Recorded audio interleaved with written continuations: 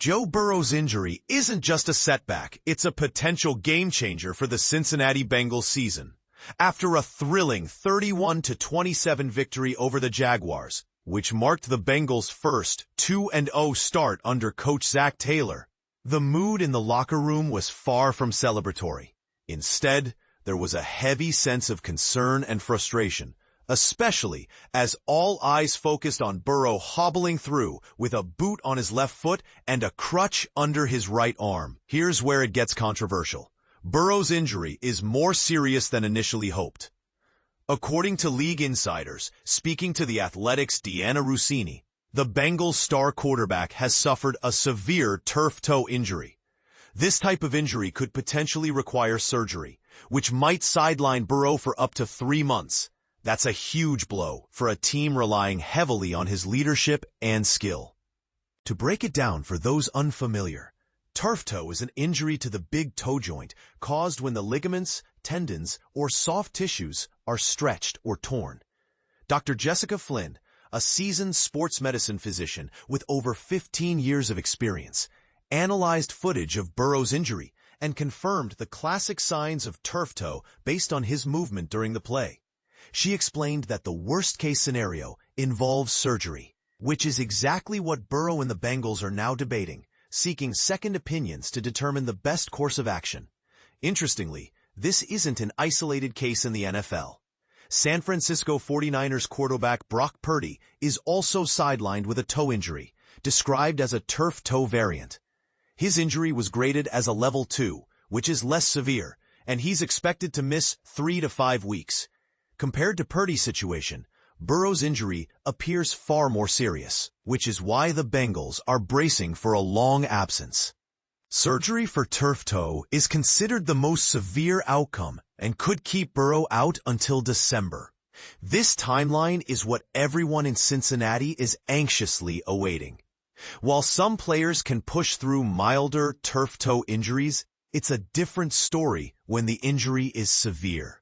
For example, Patrick Mahomes famously played through turf toe during the 2021 AFC Championship and Super Bowl, using a carbon fiber footplate in his cleat to manage the pain. Despite his efforts, the Chiefs fell short in the Super Bowl against Tampa Bay.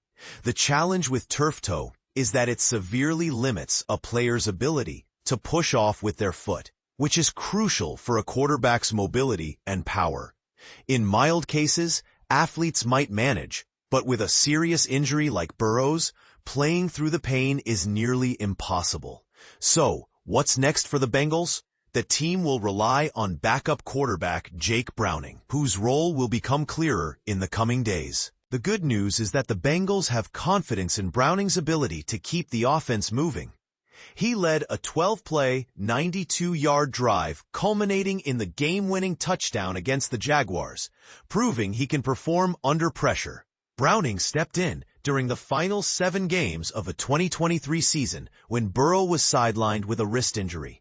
During that stretch, he went 4-3 as a starter and completed over 70% of his passes. The Bengals even went on a 3-game winning streak, which included victories over the Jaguars and the Vikings, who happened to be their next opponent. Wide receiver T. Higgins expressed unwavering faith in Browning, saying, "Jake's been in there and done it with us before. It was a no-brainer. We had faith in him to step in with no hesitation and no setbacks." This sentiment is echoed throughout the locker room, where players trust Browning's ability to win games, regardless of how long Burrow remains out. Center Ted Karras added, "When he comes in, he wins ball games. No fear, no panic, got it done. That's my guy. I think he's obviously a starter in this league. We're blessed to have good depth there. It sucks we have to test it." Despite the confidence in Browning, the anxiety about Burrow's recovery timeline is palpable. Jamar Chase, who recently posted 165 yards on 14 receptions, admitted, "Emotions are very, very high right now." Higgins shared similar feelings, saying, "It's tough right now. Looking forward to seeing what the results are." The Bengals face a daunting schedule ahead without their franchise quarterback. They travel to Minnesota to face the Vikings and defensive coordinator Brian Flores next week, followed by a Monday Night Football showdown against the Denver Broncos. After that, they have 3 more challenging games against Detroit, Green Bay, and Pittsburgh on Thursday Night Football. All 5 opponents made the playoffs last season, making this stretch a true test of the Bengals' resilience. Early signs suggest Burrow won't be available for any of these games, but the Bengals' strong 2-0 start and lead in the AFC North provide some cushion against this significant challenge. Coach Zac Taylor summed it up best. The resilient group found a way. It feels like that's what this year is turning into already. Now, here's the question that might spark debate. Should the Bengals rush Burrow back to the field, risking further injury, or take the cautious route and let Browning lead the team until Burrow is fully healed? What do you think? Share your thoughts below. Do you trust the backup to carry the team? Or is the season's success too dependent on Burrow's presence? This is a pivotal moment for the Bengals, and your opinion matters.